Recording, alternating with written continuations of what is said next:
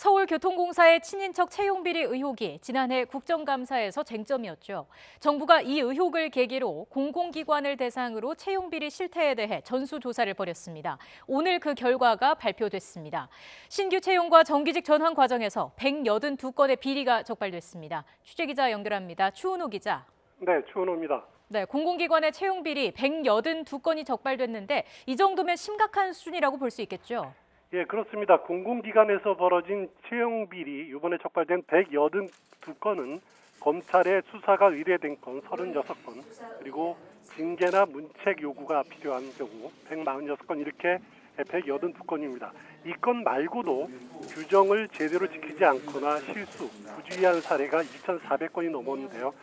조사 대상 기관이 모두 1,205곳인데 이걸 다 합치면 910곳에서 채용 과정에서 이런저런 문제가 발견된 겁니다. 무려 75%를 넘어서는 그런 비율이라고 보시면 됩니다.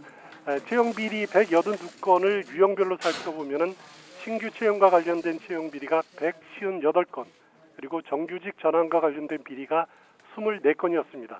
이 가운데 친인척 특혜 채용 의혹이 있는 심각한 비리도 16건이나 됐습니다. 구체적인 사례를 보면은요, 경북대병원은 의료 관련 자격증이 없는데도 직원의 자매와 조카, 자녀들에게 응시 자격을 줘서 최종 합격시켰고요. 공용 홈쇼핑은 고위직의 자녀를 포함해서 6명을 채용시험을 거치지도 않고 먼저 단기 계약직으로 채용한 뒤에 정규직으로 전환하기로 했습니다. 반면에 전쟁기념사업회는 최종 면접 대상자로 추천된 수험생이 나이가 어려서 이직 가능성이 높다는 이유로 면접 기회조차도 주지 않은 것으로 드러났습니다. 네, 그럼 채용 비리에 연루된 사람들, 또 이들 때문에 피해를 입은 사람들은 앞으로 어떻게 되는 건가요? 이번 조사를 통해 수사 의뢰되거나 징계 대상에 포함된 현직 임직원은 모두 288명입니다. 임원이 7명인데요. 이 가운데 3명은 수사 의뢰됐는데 곧바로 직무가 정지됐고 수사 결과에 따라서 해임됩니다. 문책 대상인 4명의 다른 임원도 신분상의 조치를 받게 되고요. 직원 281명도 즉시 업무에 배제됐고 기소가 되면 절차에 따라서 퇴출됩니다.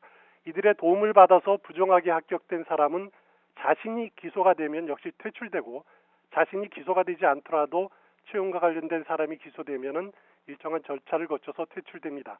가장 억울한 사람들이 채용 비리로 피해를 입은 응시자일 텐데요. 이들은 55명 정도 됩니다. 채용 비리가 발생한 다음 단계의 채용 시험에 다시 응시할 기회를 받게 됩니다.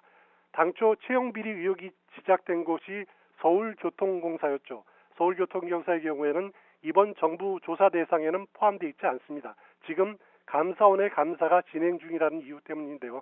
감사원은 지금 현재 현지 감사를 마무리 지었고 다음 달 말쯤이면은 감사 결과를 발표할 것 같습니다. YTN 추은호입니다.